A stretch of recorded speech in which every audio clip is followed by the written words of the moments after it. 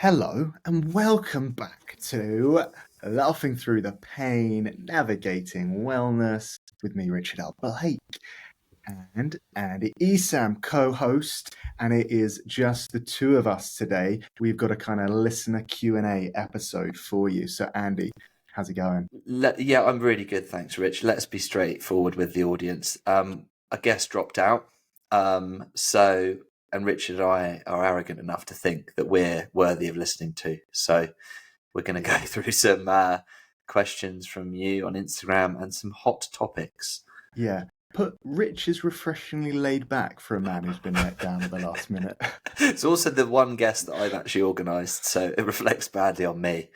But luckily, you're such a zen character, you don't mind. Agreed. I don't mind. I do mind, actually. No, obviously, if you're listening, guest who's cancelled, we don't actually mind. But it does bring up this idea of inflexibility. I am quite an inflexible person. Some people call me Rigid Blake rather than Richard Blake. Oh, I like that. Yeah, because I'm quite rigid and with plans. And actually, I found out that isn't just a personality trait. That isn't just me. I get annoyed, basically. People mess me about, like, really annoyed. If you're one of my friends, you'll know that. And if you don't know that, you've been late and I've been really angry at you, and that's why I've been off with you for the rest of the meeting. But I actually found out this is a symptom of ADHD because I have a meditation device called the Sense AI. And yeah, one of the topics we're going to be talking about today is meditation devices, because we've been having quite a few questions about this, or people have been sending me messages about the best meditation device. And yeah, one of the devices I have, called the Sense AI, has a questionnaire about your mental stuff, and it asks you, if a plan gets cancelled, how do you react? Does it ruin your day? Do you flow? Do you feel like it's okay, or does it mess you up? And for me, it really messes me up, and apparently that's a symptom of ADHD. Oh dear. Okay. Well, so are you going to go for the full diagnosis, or are you just going to let that linger? I have a full diagnosis of CDD, concentration deficit disorder. Oh, So okay. it's a type of ADHD where the harder you try and concentrate, the harder it is for you to concentrate. So, for example, this is a kind of in joke, but when Andy and I and some friends were on a sort of lads' holiday, I was quite drunk, but basically, you can look this up. It's called bread face. Basically, a friend of mine was threatening to throw a loaf of bread at my face. And he was like, okay, I'm going to throw it at your face. Okay, concentrate. And then I couldn't concentrate. And then he threw the bread and it hit me right in the face. And that was because I have CDD, effectively. The sound is really satisfying on that video. It's so good. It's just the perfect contact with the bread in the face. So going back to the Sense AI, what is that? What does it look like? How do you apply it or wear it? Or so I'm going to put a link to Breadface in the show notes if you want to see it. You must see that, actually. It's fantastic. But, another problem it causes, like, if you try and tell me directions, I'm like, yeah, tell it to me, go. And then it just goes in one ear, out the other. But the way I had that diagnosis was from a quantitative electroencephalogram, which, it's QEEG. You might have heard of those things. Some people say they're not that useful, but one person I spoke to, a neuroscientist, said they're not that useful because they're all kind of open to interpretation and very subjective. But what they can do is show your brainwave patterns and tell you, okay, this is why you have problems sleeping. This is why you're anxious. This is why you have depression. This is why you have ADHD. And that was with a company called MindLift, and that's spelled MYNDLIFT. And they use the Muse headband. Have you heard of the Muse, Andy? That's a very I have not. one. No. Headband meaning what? Literally just wear it across your brow. Yeah. So it's an EEG, just a very cheap EEG relative. It's cost about £200-300, and it's just it kind of looks like a crown, or like a princess's tiara, and it reads your brainwaves at the front of your head and behind your ears, and it uses neurofeedback. So neurofeedback is basically an advanced way to meditate. So the Muse is designed as a meditation device. So you put it on, you wet it a little bit because the sensors need a little bit of moisture, and then that starts reading your brainwaves, and you listen to sounds, like it will be the sound of a forest or the sound of waves crashing. And when your brain waves go into the appropriate target what you're targeting. So with Muse, you can only target alpha brainwaves. So alpha brainwaves are the ones that you're in when you're in that sort of relaxed focus. That's what you're going for when you're doing mindfulness meditation. Beta brainwaves are the ones that are, really fast paced, and those are the ones you would use for planning the future, for doing sums.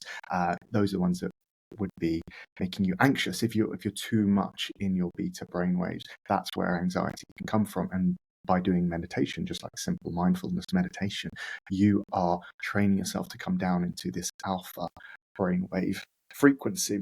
And the way the Muse does this is, it plays sounds, like rewarding sounds when you go into these alpha brainwaves. So you'll hear like birds chirping when your brainwaves go into those relaxed alpha brainwaves.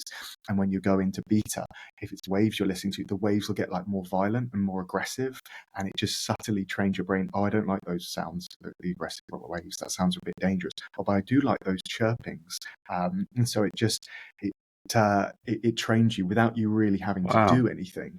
It's really passive.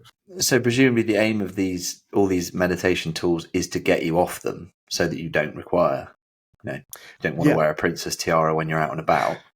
Yeah, well, exactly. It's like taking your brain to the gym. Obviously, you don't go to the gym to build muscles. You go to the gym to get stronger, so you can lift heavier weights, to walk further, or whatever it is you need to do.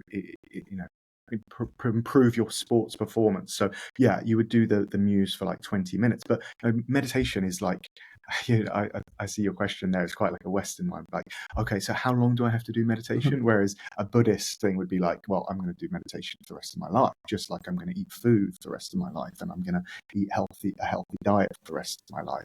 I believe that meditation is a lifelong practice, and yeah, I certainly have been doing it for at least coming up to 20 years now. Okay. And so what about all these apps? Like I see a lot of targeted ads for things like Calm, Headspace.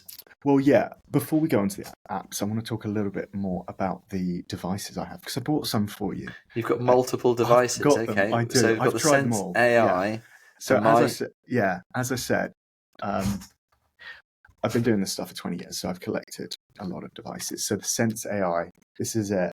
Goes over your head. This is obviously a visual feature, but it's you can see it's basically just big headphones with like an extended middle bit to cover your entire head. And then it's got these sensors here, and you have to part your hair and wet it.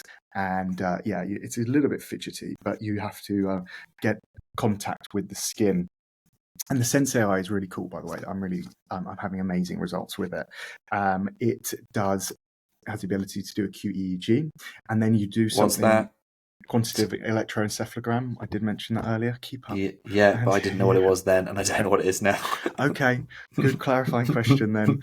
You are keeping up. It reads your brain waves, and it shows like where blood flow goes, and it shows which parts of your brain are active effectively. Got you. And the Sense AI is particularly cool because, while the Muse can just do alpha and beta brainwaves, the Sense AI can do all of the brainwaves. It can target theta, high beta, the three phases of beta, gamma, and delta.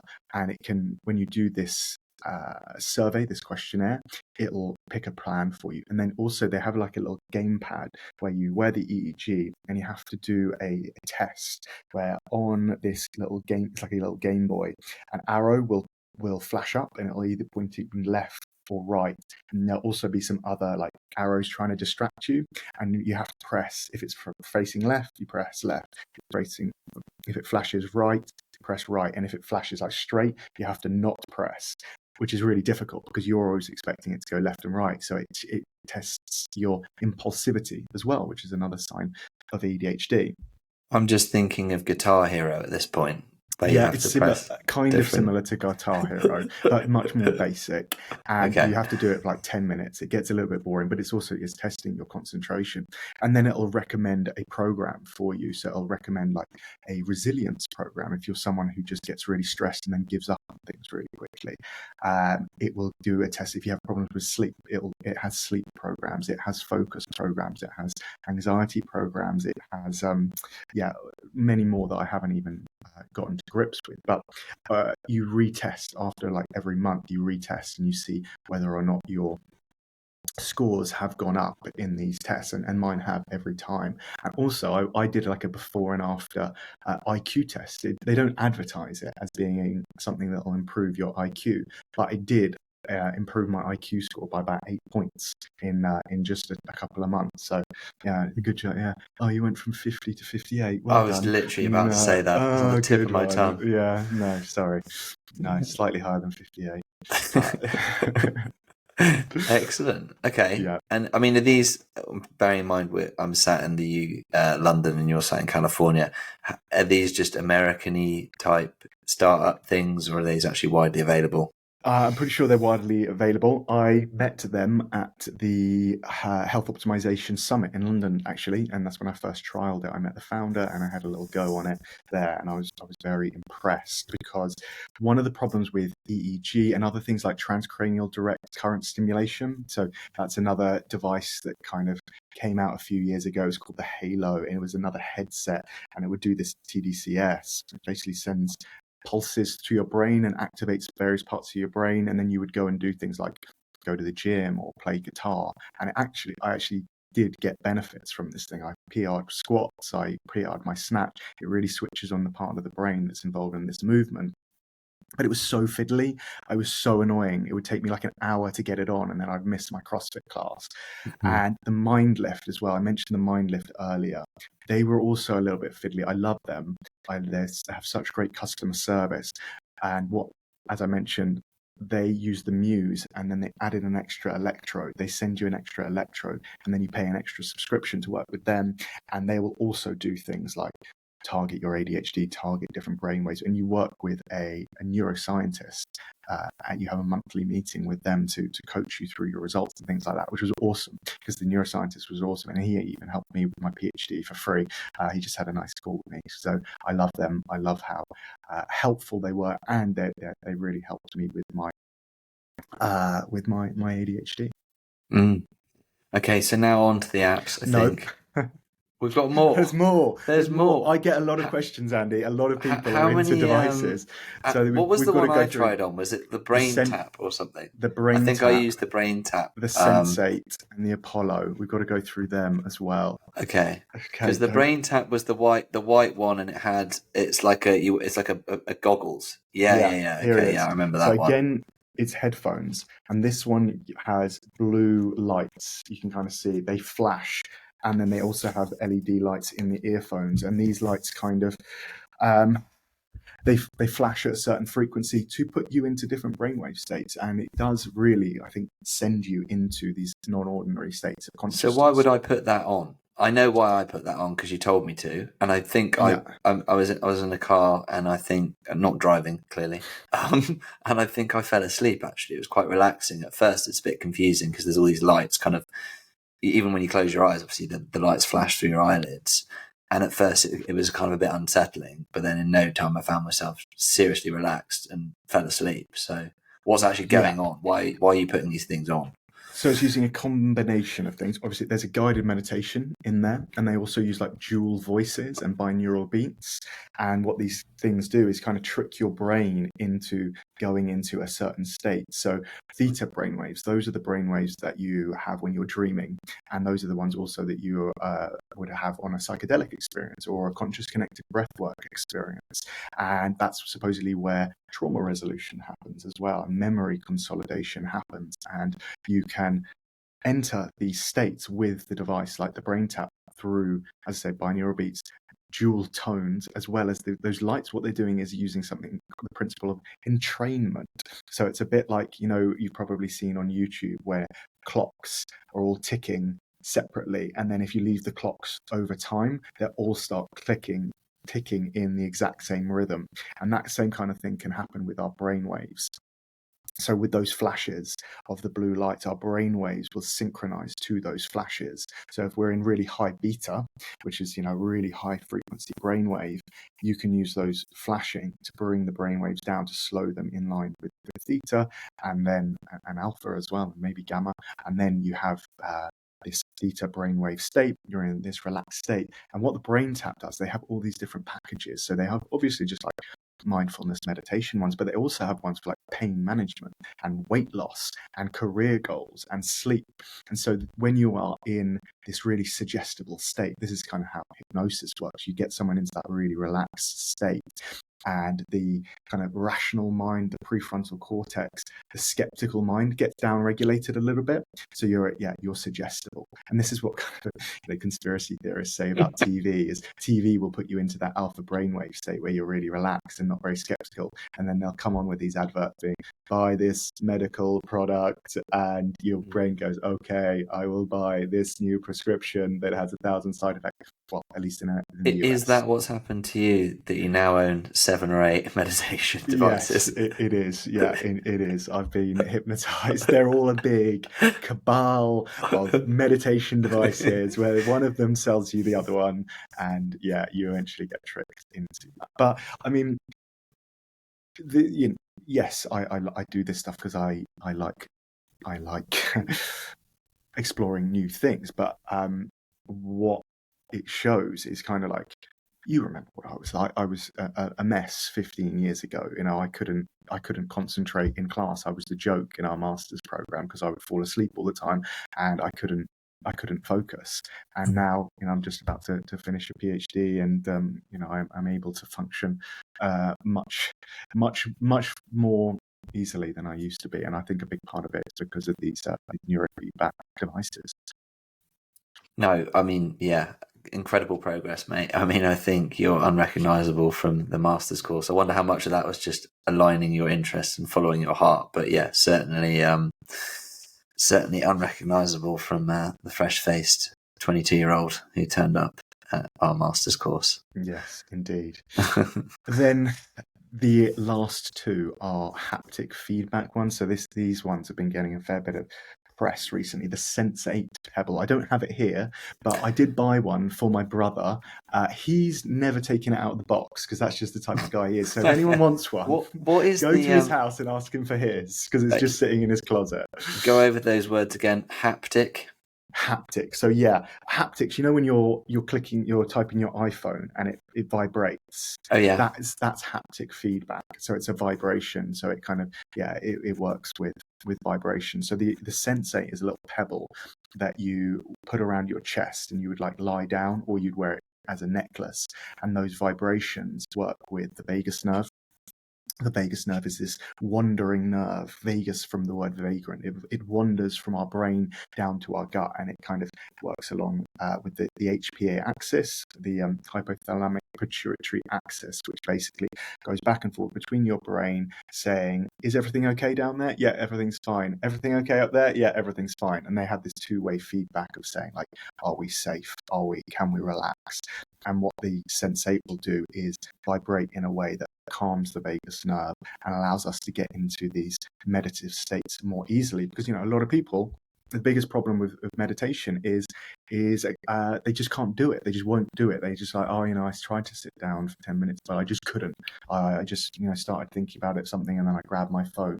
What these devices are doing are helping you get over that barrier, that initial resistance, by using other things like the different sounds, the vibrations, the blue light, the entrainment. So it's getting you into that meditative state quicker. So is your position that anyone and everyone could enjoy meditation if they found the right thing to do? Almost anyone, yeah.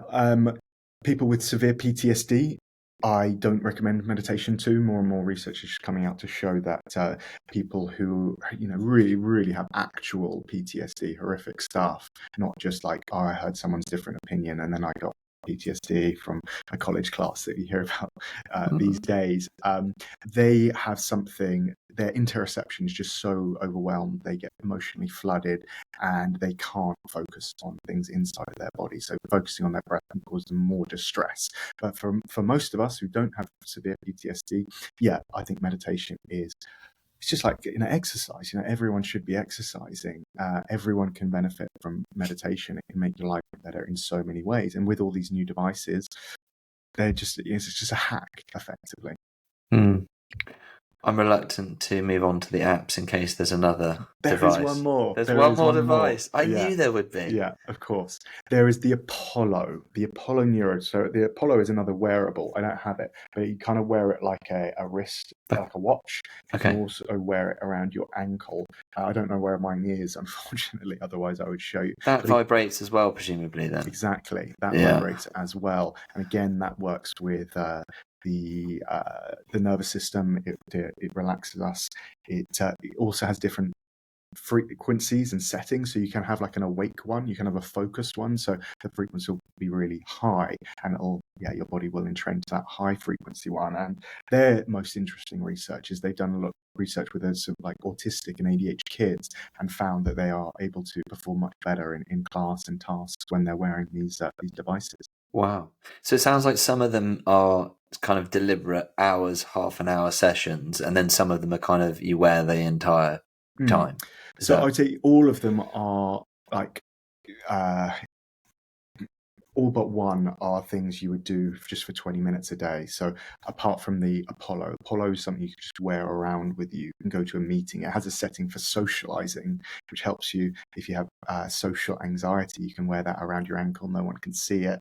Sometimes people see it if you're wearing it around your ankle. Some people prison tag. Yeah, prison tag. Yeah, like, well, I was thinking that. Starter. It's a good way if you wear it around your wrist, then it just looks like a wristwatch. But right. The other ones are all things you would do for 10, 20 minutes a day. Cool. We can move on. Yes. Permission granted. These are the only things I know about, because I've tried both Calm and Headspace, and it's very difficult to pinpoint the point where I lost interest in both. But I don't use them. So yeah, I mean, and presumably there's more kind of personal focused ads coming forward as well. I know we were speaking to James Dowler about him launching a breathwork app. Presumably there are meditation practitioners who are launching their own kind of brand to compete with these kind of the bigger ones. Yeah, absolutely. There's plenty of apps out there. And yes, James Dowler, he has a good breathwork app and platform. His is already launched. Breathe with James, check that out. But so he's doing breathwork, which is slightly different to meditation. You could say meditation and breathwork are the same thing or come under the same umbrella. But I do feel like meditation is more passive and breathwork is more active. But you could say there are forms of breathwork that are passive as well.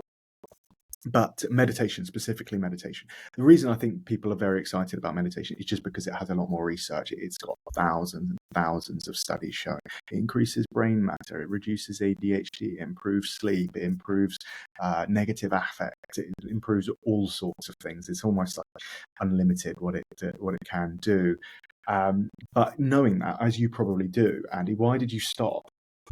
I honestly can't tell you. I think it was just probably just lost its impact on me, or perhaps I didn't just change my environment and didn't follow through with it. But I honestly don't know. It's just at some point I just stopped doing it. I think it can be a bit repetitive, perhaps. I think I probably didn't help myself by doing it in different locations and trying to sort of like do it quickly or do it, maybe not on the tube, but you know what I mean, like in environments that are probably not conducive to meditation. And then I think just gradually it slips out of your routine. I think a lot of people can relate to that. Definitely. Yeah, as I say, I think it's a real challenge is to getting people to be compliant with it. And I think you can do meditation anywhere. Like I do it on the tube when I'm in London. I do it in challenging situations. You can do it standing up. I do it standing up in front of my red light in the morning. I do it in my ice barrel. You can do it in many different situations, and that's kind of further strengthening your meditation muscle. If you can meditate and be calm in an ice barrel or in a sauna or the tube in a stressful situation, that's just adding to the challenge and strengthening that muscle. I'd ask you as a personal favour not to put any of your meditation devices on while you're on the tube. I just Why fear for your not? safety. We're not very accepting in London. You might get a few. I wouldn't be the weirdest guy on the tube, though, would I? Probably not. No, that's fair. Fair comment. Second weirdest. Yeah. So obviously, a lot of people are asking me questions about this because they know it works. And if you look at the happiest people in the world, they are all lifelong meditators. I think that's kind of something that people know now is, there was books about the world's happiest monk or studies on the brainwaves of the world's happiest people. And they're not the richest people. They're not the people with the most, Grammy awards or, trophies or things like that. They're just people who have trained themselves to be happy. And I think we can do that as well with a lifelong commitment to meditation. So coming on to the subject of apps, people ask me which apps I meditate to, which ones I've tried and which ones I like. So the first one I would suggest is Headspace. I like Headspace. It's a big one. It's an English company. I like Andy Pedicum. Some people don't like him. Some people find his voice really annoying. So if that's the case for you, try a different app. I like Headspace because it's really simple. It's really basic. They have really good explanations. And I think it's just a really good way to start. Calm is another app, which is like a $1.4 billion valuation. So it's extremely valuable. And they have nice programs. They'll take you through guided courses. So I do think you need a fair bit of psychoeducation around this stuff. You need to explain to people why they are meditating, why they should meditate, how it's going to improve their life, and how long it's going to take. Because if you just say, "I'll go meditate," people are just like, "I think something's happening, but I'm not really sure." Whereas if they have all this story and education behind it, I think that's really valuable. If people are already quite familiar with meditation and they know what they want to do and they don't want to pay any money for it, Oak is the one I recommend. It's super simple, OAK, and it has 2 meditations. It has just a mindfulness one, which has a lot of research, and then the second most researched one is a loving gratitude, loving kindness meditation. So they have those 2. They have a few different settings where you can choose how long you want it to be, from like 5 minutes to an hour. They have different voices, a male and a female voice, and then they have different backgrounds. So you have like chanting, guitar music, forest sounds, rainwater, and so you can kind of customize it, and it's free. And then the last one I recommend is Sam Harris's Waking Up app. So Sam Harris, neuroscientist, slightly controversial figure it seems these days. He's a bit of a culture warrior, but his app is very good because he explains things in a very, I think, a uniquely understandable way. Very good. And if I can recommend meditation apps as someone who's just admitted to losing interest, I do think that the good thing about Headspace was it is very obviously tiered. So you start on a beginner's course, work your way up to intermediate, and so on. And that's like quite a nice way in. And also on Calm, I believe they have celebrities and famous people guiding certain meditations, which might also be quite fun for you. Yes. And, another thing, you might think, celebrities, what are they going to do? Hearing familiar voices does signal to our nervous system, we can trust this. I recognize this voice, even if it's someone you don't even know. There is some, I don't know the studies, but I can remember someone saying, like, when you hear a familiar voice, you're more likely to let it in, to let that suggestibility happen. And yeah, so the more familiar the voice, the more likely you are to relax to it. Mm-hmm. The David Attenborough effect, as I call it. Okay, yeah, there you go.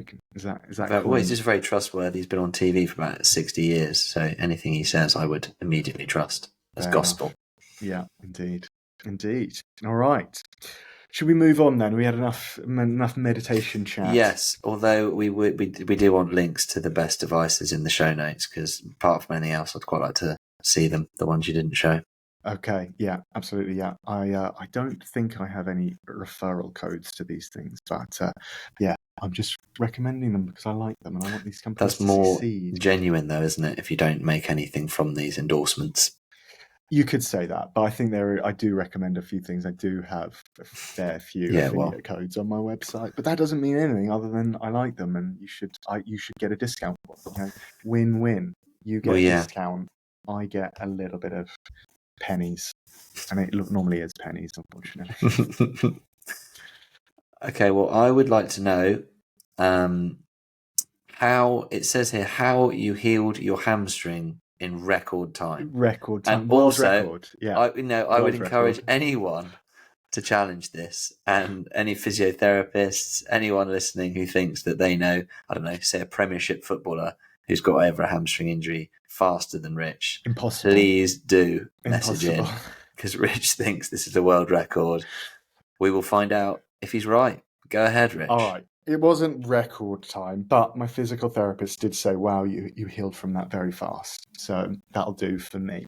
How long was it from did you tear it? I tore it. Yeah, I tore it pretty bad. They grade the tears, right? Grade 3. Grade 3 tear. Okay. And it was bad, and I was on the couch for several days, and I was on crutches for several days. I couldn't move for quite a while. It was pretty severe.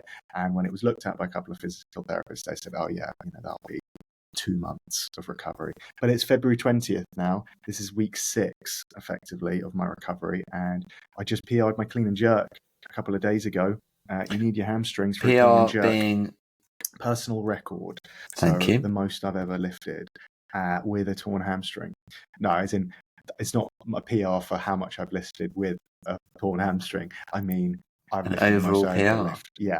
So, well, good for you. So what are we? 6 weeks. Okay, fine. Yeah. I know from fantasy football that if a Premiership footballer tears their hamstring, you kind of think 6 weeks. But I'm sure you did it more convincingly. And I'm 37, and they're 20, 23, and they've got 25. very good medical teams, and fine. Not as good as me though. Okay, your own medical team. Well, my wife's uncle is a physical therapist for the Manchester City group, so I do have access to high level knowledge. But nonetheless, are these secrets that we can all share in it, or is this kind of like you have to be in a? No, I'll tell you what all you have to do. How I did this. Okay. Is I injected all of my money into my hamstring. Okay, fair enough. So a little bit like how Magic Johnson healed from AIDS in South Park episode by just injecting dollar bills into his body to cure himself of the AIDS. Yeah, what I did, I'm very privileged. I'm doing this acknowledgement. I'm very lucky. I'm not very successful. I just had a rich dad. Sorry, listeners. I acknowledge my privilege. And then with that privilege, I did manage to buy myself a hyperbaric oxygen chamber. So it's not like I'm super smart. I have a very expensive device called a hyperbaric oxygen chamber, which massively speeds up recovery because a lot of celebrities have them. Michael Jackson was sort of the most famous person to have one. I don't know if you should be referencing him as a particular... I'm just referencing other weirdos. Oh, right, okay. Yeah, like that makes sense. Yeah. And so is this something you can use what's the value to that purchase now you don't have a torn hamstring? Is this something you can use to everyday recovery? Yeah, absolutely. So hyperbaric oxygen chamber, as I say, lots of people have them. Tom Brady, Cristiano Ronaldo, Justin Bieber, they all have them. Thiago Silva, that was the Breath Geek. The Breath Geek, Ben Greenfield, all the big top biohackers have them. So it's a pressurized chamber. So it looks like a big kind of space age pill type thing that's big enough for you to get in. And I have a soft shell chamber, so it goes up to 2 atmospheres of pressure. You can get hard shell chambers in hospitals. They're not available for private use. They cost like hundreds of thousands of dollars. They will go down to like 4 atmospheres of pressure, and they'll be in hospitals for, one, they were invented for the bends. So the bends is that disease you get if you come up from scuba diving too deep, and you get problems there. But then they also found that when people were in there, they were healing from other things much quicker. They were healing from like skin lesions. They were healing from wounds. They were healing from cancer treatments much quicker. So if you're unfortunate enough to have cancer, but you get a holistic care as well as doing chemotherapy, people will now recommend people do hyperbaric oxygen chamber to support the processes of recovery. So what happens in a hyperbaric oxygen chamber is pressure. So there's this thing, I've forgotten the name of it now. I think it's like Thomas something effect. I'll have to look it up. But basically, the blood can only carry a certain amount of oxygen. So if you have ever had a pulse oximeter on your finger, which you probably have if you've ever been to the doctor, you'll see that your blood is carrying about 95 to 99% blood oxygen saturation. And if you did a few rounds of Wim Hof or a few rounds of deliberate hyperventilation, you could get that oxygen saturation up to 100%. So the blood can't really carry any more blood. When you go under pressure, your blood can carry more oxygen, and the hemoglobin can take a bigger load of oxygen. So it's effectively you're creating an environment in your body where there's more energy to do things. That oxygen provides energy. So whatever your body needs energy for, it will have more. So for recovering from a hangover, for recovering from jet lag, from recovering from presumably a workout, it's speeding all those things up. Say you were climbing up a mountain at altitude, presumably that would have the effect of. That's different because that's not pressure. So there's less oxygen in the environment. So what happens there? But your oxygen level, saturation level drops quite significantly. It does, and in response to that, just because it's. Yeah, your body recreates more hemoglobin and red blood cells to carry oxygen. So that's why athletes will do that, because it's creating more hemoglobin to carry as those boats effectively. Mm-hmm. So if you think the hemoglobin's a boat that carries oxygen from the blood to the cells, going to altitude training is like building more boats. Doing hyperbaric oxygen is like building bigger boats, effectively, or increasing the capacity of those boats. So that is the main thing I did. I was in there almost every day for a couple of months, and I would definitely notice before and after changes. So if I was in there for like 2 hours and I went in first thing, I'd be like, I can actually feel my hamstrings slightly better, very marginally better. But considering it was a pretty severe tear, those things definitely made a difference. They are expensive, and as I say, I'm very privileged and lucky to have them. Thank you, God and Father, for those types of things. You can go to clinics, though. Certainly in London and all big cities, there are hyperbaric oxygen clinics popping up all over the place, and you can go and do 2-3 hour sessions of those if that's something you would like to try. The other thing I've done is peptides. So you heard of peptides before? I have not heard of peptides. PEPTIDES. Yes. No. So peptides are short chain amino acids. So you might have heard of collagen peptides. Collagen's very popular. I've got collagen in my coffee. Yes. A lot of people are taking collagen for the skin benefits. And actually, slightly off topic, I did post in my story yesterday. A lot of people previously were saying like, oh, collagen just gets broken down and it doesn't get absorbed by the skin. But they have just done a study that found collagen does increase skin hydration, so it is actually in the skin. So there you go. You do keep putting the collagen. So it's good for the appearance of the skin. So less wrinkles. What are we talking about? Yeah. So hydration was what they looked at basically, right. which is going to help with longevity and wrinkles and things like that. Okay. So that is a type of peptide. But the peptides I'm talking about are even shorter chains, and you inject them, or I inject them, into my injury. So the two most common ones for injury, some of them, people call them the Wolverine peptides because it makes you heal like Wolverine. One's called BPC 157 and the other's called TB 500. And they are, you get them in little vials and then you reconstitute them and you inject them into yourself. When you say you get them in little vials, I mean, this sounds like I can't go to Boots and get this stuff. No, you can't. No.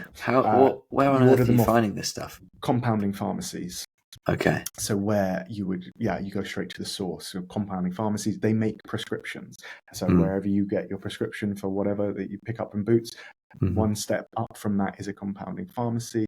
And the reason peptides aren't more in mainstream is because we make them. BPC 157 you find in your stomach, and you can't patent things that are found in nature. So they haven't had big pushes from pharmaceutical companies because they haven't found a way to monetize it yet. But biohackers and other doctors, or functional medicine doctors and naturopathic doctors, are prescribing them. I get mine prescribed by a functional doctor I see out here in the US with a company called Live Health. I really like them. LIVHELTH. And Live Health are kind of a concierge medicine practice, and they will do things like hormone optimization and peptides and things like that. So what these things are doing, what are they actually doing? So there might be a question. The paracrine effect is what's happening in the body. So it's basically signaling to your body, hey, there's an injury over here. Let's send all the healing stuff to this injury, white blood cells, stem cells if we have them, blood flow, all these things to that area to recover more quickly. And I've been, a lot of people message me about this, and they're like, oh, I don't feel comfortable injecting myself. How do I know that everything is going to be okay? And I say, I don't know. There are a lot of risks with this stuff. It's definitely not as trustworthy as going to, a regular doctor. But I've been doing this stuff for 8 years, and I'm still here. Okay. And then just presumably usual stuff, physical therapy, foam rolling, that kind of physical stuff. therapy. I've been seeing Sarah Groman out here. She's a great physical therapist. Go see her. She calls herself a PT, Andy. Very confusing for us English people. So PT is a Physical personal trainer, isn't it? They don't know that that physio is what a physical therapist is. Yes. I get confused sometimes when she says, I'm a PT. I'm like, no, you're not. You're a physical therapist. You're a physio. Anyway, I also have seen, continue to do ABC chiropractic. So this is my favorite form of chiropractic. It's very different from traditional chiropractic. And you can go see in London, Natalie at Spiro Health. If you're near Putney, I 100% recommend going to see Natalie at Spiro Health. And if you're in Northern California, go to Vacaville, I forgot to say, White Oak Chiropractic is the name of the place there. Go see them for chiro. They will really do like structural changes. And then exercises. People have asked me, what exercises have you been doing? So, foam rolling is a big one. Obviously, just getting, the myofascial release, getting blood flow into the area, that's going to speed things up. And then exercise, obviously stretching, static stretching is just an absolute must for those types of things. And then other things I've been doing are things like V-ups and planks, not planks, pikes, piking up. So on a what's it called? Rowing machine, putting your feet on the rowing machine, hands on the floor, and then piking up and using the hamstrings there to go into a sort of V shape. So your butt is up in the air and your head is down. And then also Chinese plank. So Chinese plank, this one is actually really quite challenging for me. You get into a bridge, so you're lying on your back, you're looking up, and you bring your heels up towards your butt, and then you lift your butt off the ground. So you've just got your back, your head, and your feet on the ground, and then you slowly walk your feet out until you're almost parallel to the floor. So at that point, just your heels and you're at the back of your upper traps are touching the floor, and then you walk them back in. And that's a real challenge for the hamstring. So I would definitely recommend people do that, but I would definitely recommend doing it slowly because it's a hard one. Well, congratulations on your healed hamstring. On my new record. And we continue to look forward to your PBs or PRs, whatever you call them. PBs with my PTs. With your PTs, yeah. Keep posting. Yes. In fact, now's your opportunity to tell us what you're next targeting, and we will hold you accountable. In terms of a lift. Lifts. I lift. Well, I don't know if anyone saw yesterday, but I posted a front squat PR/ not a PR. It was 134 kilos. I'm not very good at squatting, so some people would be like, "Oh, very much." But for me, it was hard. That sounds like a lot. Relative to because you can't. People in CrossFit. What do you weigh? I weigh 80 kilos. Personal question, sorry. Okay, yeah, that sounds pretty good. Thanks. But I didn't get deep enough. Did not get deep enough. So in CrossFit, your hips have to go below your knees, and mine were just right on the cusp. And I put it out to a vote. What did I go below parallel? Does this count? Did I get a PR? And what was the result? The vote was 60-40 in favor of PR. But the people who I know at the honest. gym, who are the sort of, not necessarily the most honest, but so the best judges, the ones who know about these things, they message me privately and be like, "Sorry, mate, no, you can't have that one." So I don't think so. A front squat PR is what I would like. Okay. At sufficient depth. Well, I look forward to seeing that, mate, and I will judge. Don't worry, you don't need a vote, just me. Okay, good. We're now going to talk a little bit about retreats, I guess you could call them. The value of doing these and what we've benefited from them.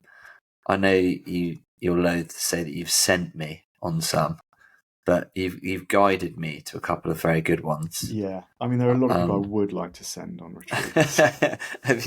Maybe we could publish the list. Yeah, there will be a list. Check back on our website if you're on the list and you've been sent. Yeah, for sure.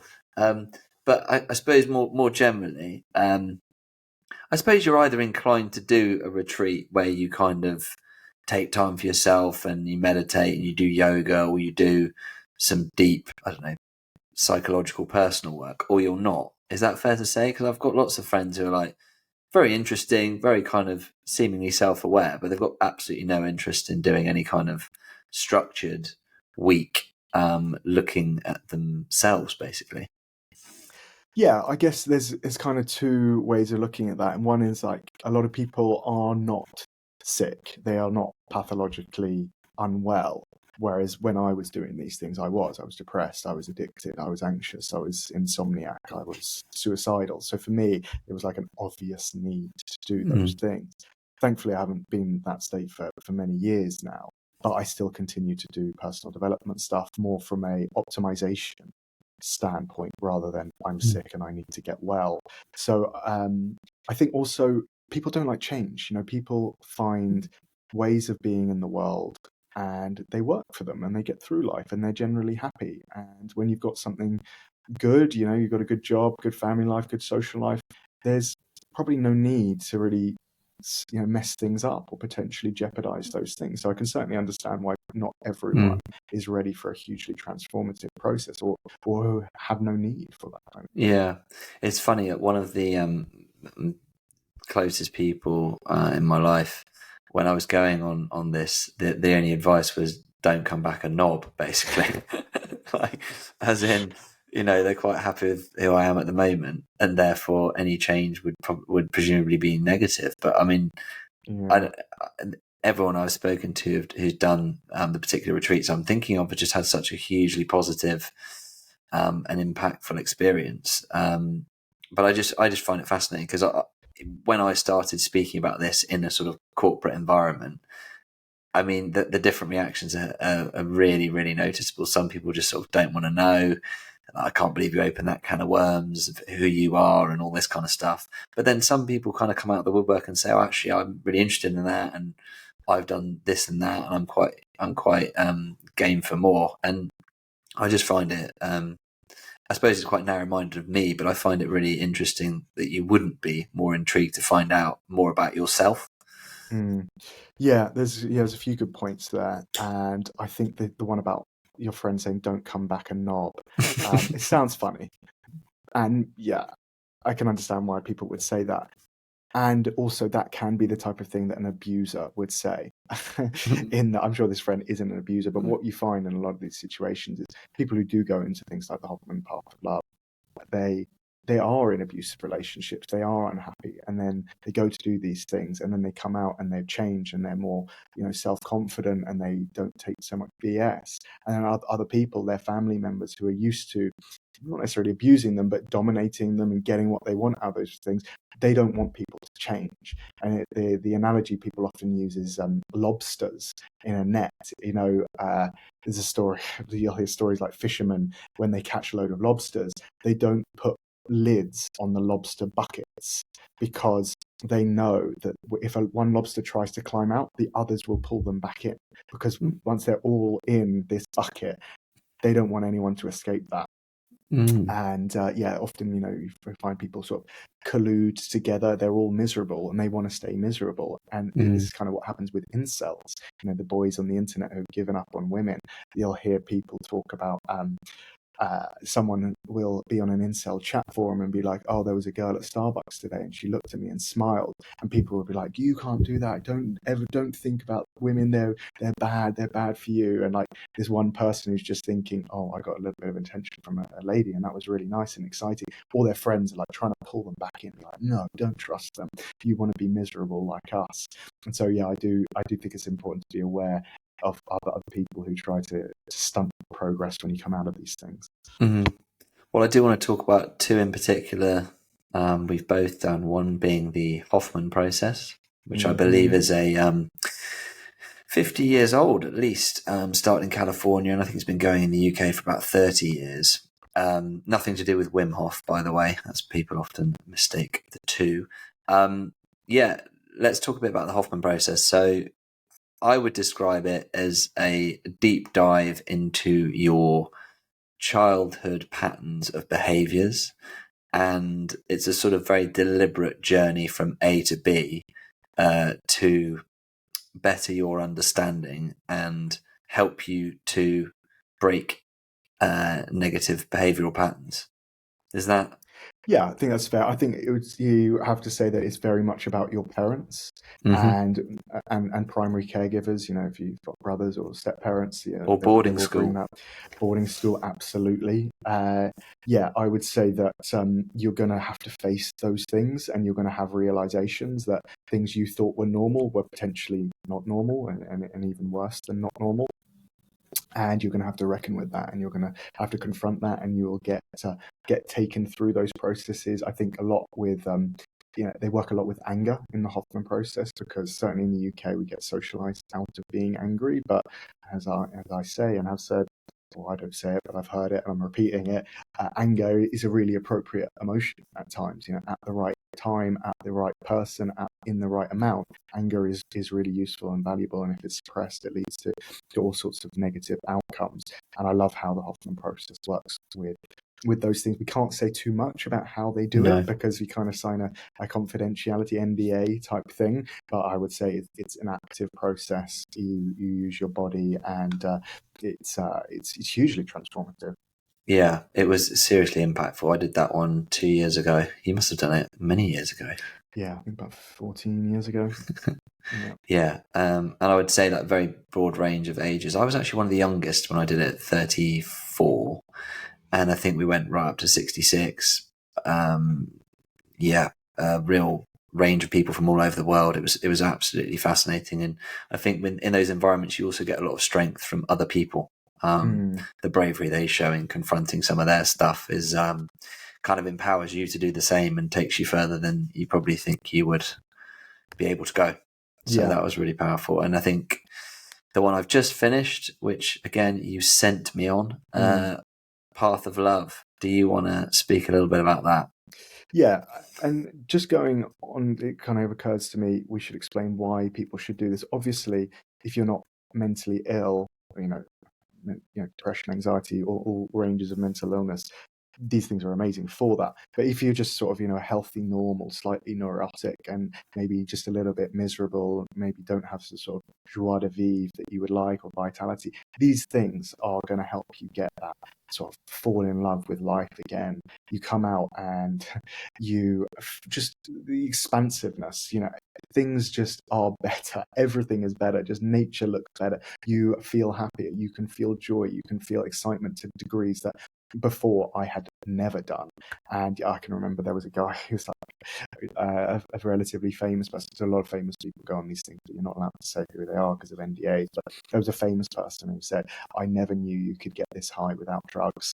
And it's true. You get to these states of euphoria and bliss and gratitude and love just with these exercises that don't involve anything too weird. It's not like you'll have to dance around naked and hug non-stop and things like that. It's all pretty. There are other courses for that. Functioning. Yeah, there are. We can talk more about those ones because I've done some of those as well. But yeah, going to the Path of Love, I think interesting what you say about who could consider going on them, because I genuinely signed up for that one without having a clear reason. To be honest, I just thought I want a bit more here. I want to explore. We have written a list of who should go on it. We have written a list, actually. But yeah, but I think that was kind of the barrier for me. Was I was thinking, why am I actually doing this? I feel fine. Like, I'm not in trouble in any way. But it's just amazing what comes up. And I think even people who are looking for something in particular, very particular, or to overcome a particular hurdle, would have got way more out of it than they would have possibly imagined. So it's almost impossible to have one takeaway from these things. I think so many different things open up for you. You have so many realizations, and it's a really, really powerful, impactful thing to do. Yeah. And saying like, oh, who should do this? I think it depends who you speak to, because I think generally my circle now and our circle, generally people are okay. You know, they're quite happy with their lives. They're doing well. But I think that's not necessarily normal. I think most people these days, I think certainly in the US, like 40% of people have diagnosable clinical levels of anxiety. So for those people, or people with depression, people who feel no meaning or purpose in life, this is absolutely the type of process that would be relevant for those type of people who just feel like, you know, what's the point? Life is rubbish. I don't want to be here. I'm miserable. My life drives me mad. These types of processes can turn all of that around. I think another theme that was very interesting on both of them was that a lot of people might be suffering, perhaps with a lowercase s, you know, without really knowing it, as in living kind of slightly out of alignment, or you know, doing lots of things in their day-to-day life because it's the societal norm without actually giving much consideration to it, and it's kind of slowly making them quite sad, really, and yeah, maybe suffering is too strong a word, but certainly it's a good sort of recalibration of, you know, aligning yourself to your goals, I suppose, and your true self. Yeah. I think that was quite a powerful message. Was kind of like, you might not be looking for anything in particular, just a sort of factory reset. Yeah, absolutely. And it's not just like, let's just talk about our problems, let's talk about how bad our childhood is. Certainly the path of love and the Hoffman process, there is a big aspect of celebration and play and dance and music and fun on these things. And it's like, once you release some of the burdens that you carry, you know, anger, grief, hatred, whatever it is, you are free to experience unbridled joy to levels that I had never experienced until I've done these things. Well, I'd like to finish maybe this episode with a BS of the week, if I may. BS of the week. Bullshit of the week.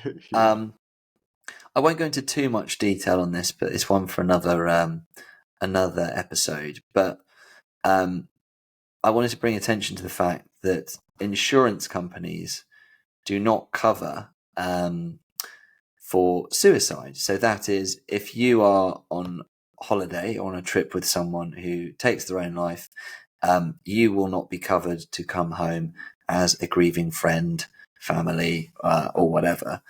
And I think in 2024, you can make your own mind up about that. But I think the bit that's quite jarring is how much some of these big companies profess to care about mental health issues, and how much they're very glad to sort of post about, you know, mental health awareness and the partnerships with mental health charities. And I just think I am currently challenging the Association for British Insurers, that's the ABI, to change that, frankly, because even if you take the very harsh view that suicide is self-inflicted, it is no fault of the remaining people who are on holiday or on a business trip or whatever. And so my challenge is very much saying, look, let's change the way we think about this. Clearly, suicide is excluded from life insurance policies because you don't want to financially incentivize someone to take their own life. However, that does not apply when you are on holiday with someone. And I've read some shocking stories relating to claims turned down. One company was expecting a father and mother to continue their holiday when their son had taken their own life at home. They should just carry on and not come home in that circumstances. So I think that is more than worthy of BS of the week, and I will be accountable in my fight against the ABI to change the way we think about travel insurance in that regard. Yeah. It's 2024. We care about mental health. Let's level up, please. Yes, indeed. Absolutely. Well said. And I think it kind of goes back to that kind of anachronistic belief that committing suicide is a crime, and using the word like committing suicide as if it's a crime. Whereas I think people are trying to change that to be like, I can't remember the word now, but it's like passing suicide or just attempting suicide or Yeah. things like that.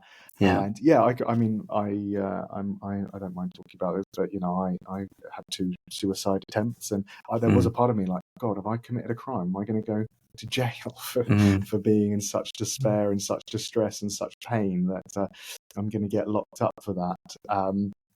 But yeah, it is ridiculous that someone can commit suicide and then the family members don't get money towards repatriation, towards cancelling their holiday, those types of things. It just seems it's like incredibly callous, ridiculous. and yeah, as I said, I mean, you can take the self-inflicted route if you like, albeit it's often a multifaceted cause of a mental illness, if you like, but it's still no fault of the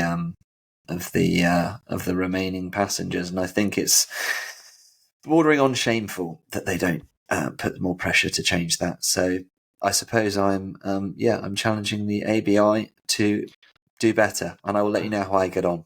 Power to you. Come on, let's make some changes. That's what we're Exactly. here for. Ruffle Positive some impact. feathers. Yes. Yeah. Yes. Good. Cool. Well, always a pleasure to talk to you, Rich, and congratulations on the fastest healed hamstring. I know. I never thought I'd break the in record. human history. And yeah, we will reconvene when we've got a guest that doesn't cancel. But bless her, she is unwell, so yes, indeed. we won't name her. But we won't name her. We'll never say. You'll never know, listener. You'll never know. But it has taught us a lesson that we need to record 2 episodes at least in advance, just in case someone isn't able to make it. Lesson learned. Yeah, fair enough. Where can they find us, Rich? Oh, podcast places. Yeah, just all the good ones. All of the good ones. Spotify, and Apple, the bad ones. And the rubbish ones. Laughing Through the Pain, Navigating Wellness. Because apparently there is another Laughing Through the Pain on Apple Podcasts, but they only did like 3 episodes. Yeah. And I guess they couldn't laugh through the pain. The pain was too much for them. They found it too serious. It was quit too podcasting. Wellness is a heavy topic sometimes. And we need to get to 21, is it, to be in the top like 1%, I think. 1%, Yeah, I think 21 episodes. Only 99% of podcasts stop before 20. Not exactly before 20, but somewhere between around 1 and 20. So yeah, no, we're going long haul. We're challenging Joe Rogan, aren't we? We're getting challenge accepted. Yeah, absolutely, thousands. Indeed. All right, mate. Yeah. Well, thanks for listening, everyone, and stay well. Stay well. Follow us on Instagram. Follow us. Leave good reviews. Leave good reviews. Definitely, we would love a review. If you write a review, we will read it out. So you'll get named. There you go. So do that and follow me on Instagram at The Breath Geek. And Andy, you're doing LinkedIn stuff. I'm going to do LinkedIn stuff, and I'm also toying with the Wellness Warrior or Wellness Wanderer. Yeah, Warrior. I've leveled up. Yeah. Okay, since doing the Path of Love. Big time. Okay. Yeah. The Wellness Wizard. Challenge me at your peril. I actually need to check if these are used, but Wellness Warrior sounds seriously good. It does. Disingenuous. A little bit, disarming. Be like, he's the Wellness Warrior. Really? I thought he'd be bigger. All right, mate. Well, see you soon. Yeah, thanks everyone. Cheers. Bye.